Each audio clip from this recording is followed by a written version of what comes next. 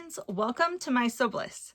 Today I'm super excited to be partnering up with Baby Lock sewing machines and bringing you another sewing tutorial. Today's a little different, but I think it's going to be really useful to see all the different features and different ways that you can use the Baby Lock Accolade, which is this amazing serger right here. We're going to be talking about 7 ways that you can use a serger, this serger in particular, but also other sergers, to hem a garment or finish off the edge, the bottom edge, the raw edge of a garment, just like this one right here. So I'm going to show you 7 different ways. It's crazy the amount of features that you can do and what you can create with this machine. So I'm excited to show it off a little bit and explain those to you. One thing that I highly recommend when you are using a serger is always having, this is the guidebook. I don't even know, where's the beginning of it? I always have this next to the serger as I'm serging, as I'm working. Here we go. Here's the front page. But this is so helpful. It's the instruction manual. Don't just throw this off to the side because it tells you so many important tips and helps you thread it along the way.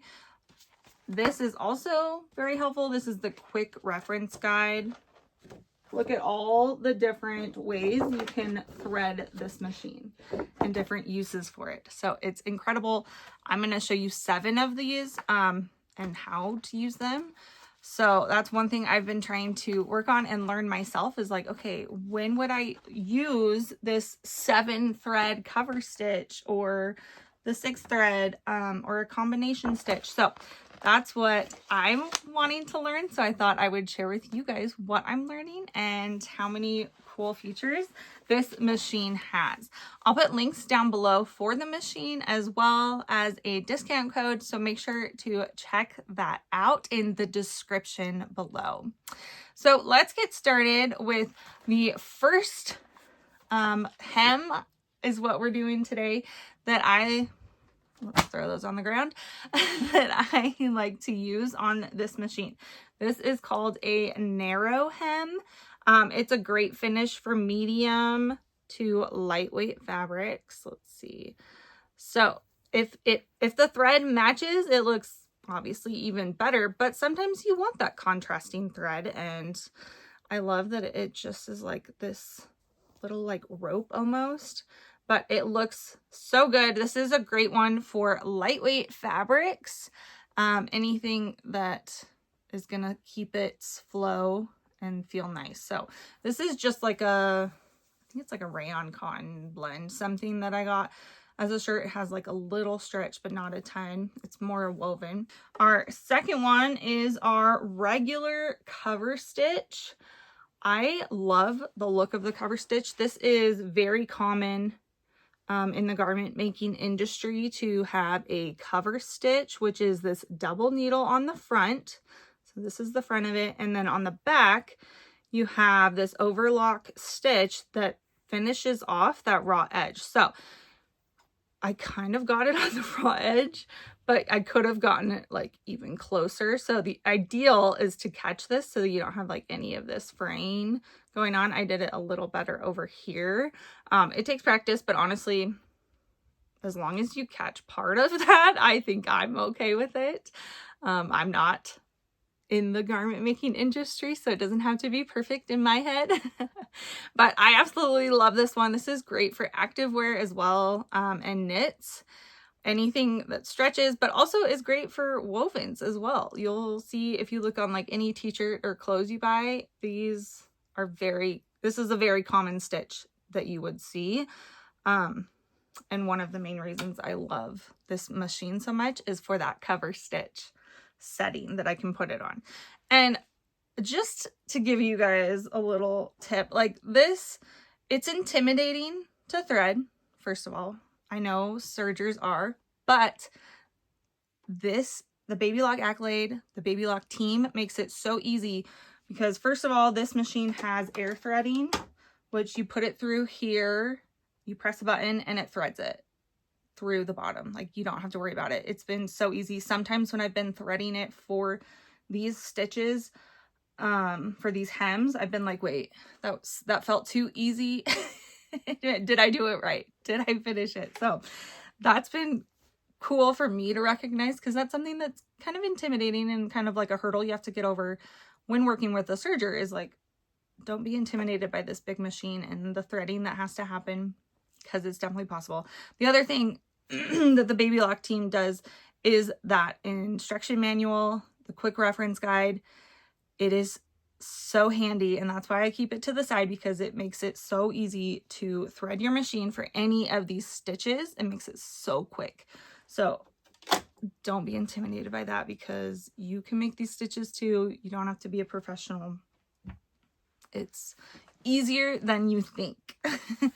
So on to our third hem is the triple cover stitch. So this one is just like the cover stitch, but it has the 3 needles here. So you can use it just like you would a regular cover stitch. But one thing that is also common, especially in activewear in the garment making industry, is putting this overlock stitch on the front, and then the inside is the three threads. So it's super strong and durable, great for stretchy fabrics because your threads won't pop. It'll stretch with your fabric, which is exactly why we want our sergers. And then you can have this nice decorative stitch. Have you seen those, like the activewear that shows that overlock stitch on the front? I feel like it's becoming more popular, or maybe I'm just noticing it more because I'm stitching with it, but I like the look of it sometimes. And especially when you have like a decorative thread, it can be super fun. So that could be on the front, or you could do the 3 threads on the front as well. Either one, but that is a super nice finish as well.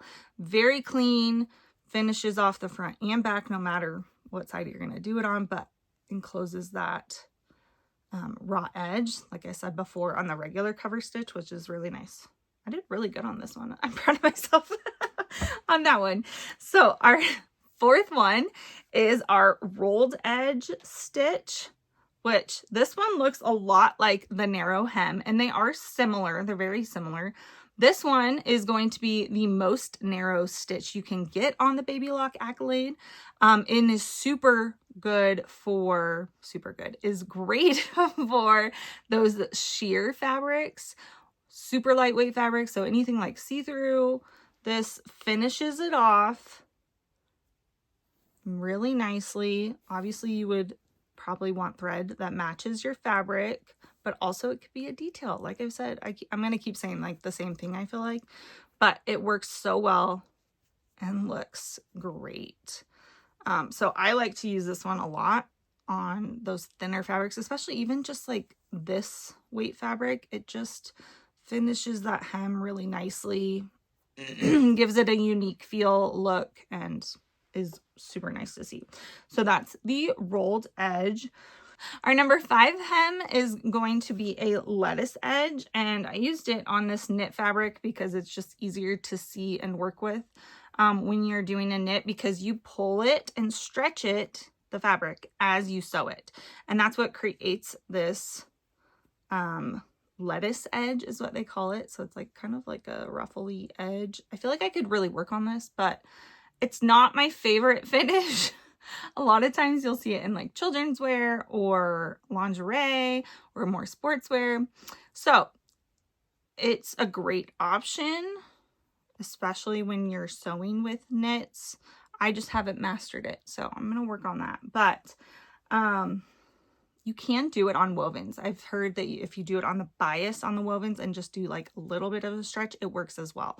So that's a great option as well. It's kind of that rolled or narrow hem as well, but then stretched, and you get this like lettuce. I keep wanting to call it waffle. Apparently when I'm thinking of food, waffle edge, lettuce edge. It's definitely not a waffle edge, but you get that lettuce edge, and it's a fun little detail. I need to figure out what I want to put it on. Maybe I need to make more children's clothes and put it on children's clothes, because it is cute and really handy, and a unique way to finish it off. And speaking of unique ways to finish off your hem, number 6 is a super fun one. I've never used it, but I've always seen it and I'm like, I should try it. This is called the Wave Stitch. Now, I feel like some of these can get confused, like get intertwined. Like you have the lettuce edge, the rolled edge. Don't get that confused. This is the wave. If you can see the stitching, it's like it creates this wave look. And you can change like the amount. If you do this in decorative thread, I think it would look incredible. Like maybe sparkly or something. It would be so fun. Or like variegated thread. It would be so fun. So this is another one that I'm like, I should try and find a project like that I would want this on and try it out. Maybe like even like a sleeve hem would be super fun with some decorative thread. And then you get like this cool wave stitch. So that's a really fun one. And it actually only uses 3 threads, I believe, is what I did. So it looks like it's a lot, but it's not. It only used like 3 cones and was super easy to thread, super easy to do. So it's like, I need to try this more. But I just think it's so unique and fun, and you don't see it nearly enough. And it's a good one. So if you use this one, let me know. I want to know what you use, what project you use it on, I should Google it. I'm like, there's got to be like some really fun ways to use it, and I want to try it out. So that's a great one for decorative as well. Lastly, and this one, I didn't even know I could do it, but it makes sense. Like now that I've done it, is the blind hem.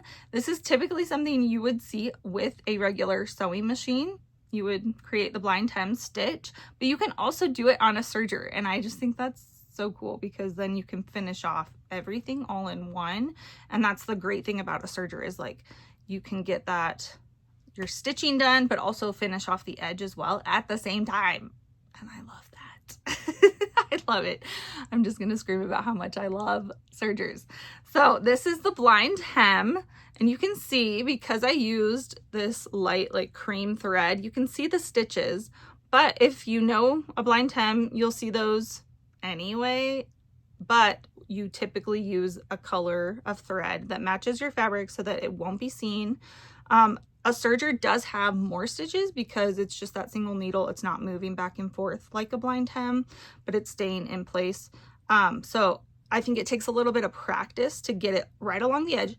There is a blind hem foot though, which I need to get. I think that's going to be my next purchase for my serger because I think that would be super helpful and I would do it way more often and probably be better at it if I had the blind hem foot. I think there's 2 different sizes for like different weights of fabric. So this would be a lighter weight, it'd be the smaller one, but I digress. This is the blind hem. That one didn't catch. So you just kind of go along this edge. It finishes off the edge, but then does a little catch in here. And essentially if the thread is the color of your fabric, you don't see it and it's the blind hem and it looks really nice and really beautiful. So, and they also can do it on, well, they have a foot for the heavier weight fabrics as well. And I think it would kind of like the threads would kind of blend in with that even more and look even nicer. So I would say blind hem is great for a heavier weight of fabric, but you can definitely do it with these lightweight ones too.